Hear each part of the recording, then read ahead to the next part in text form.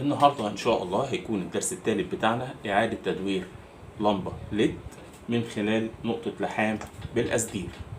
زي ما احنا شايفين أهو، أنا عندي هنا الشرباية بتاعتي. لو أنا حطيت إيدي كده أهو، زي ما احنا شايفين الإضاءة خافضة.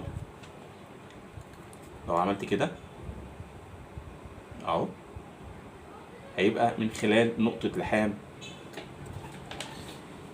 الأسدير. هنجيب الأسدير بتاعنا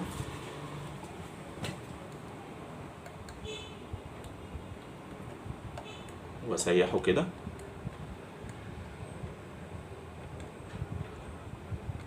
واخد نقطة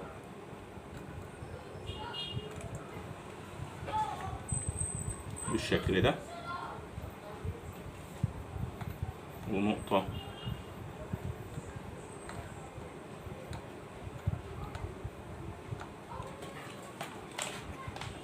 بالشكل ده.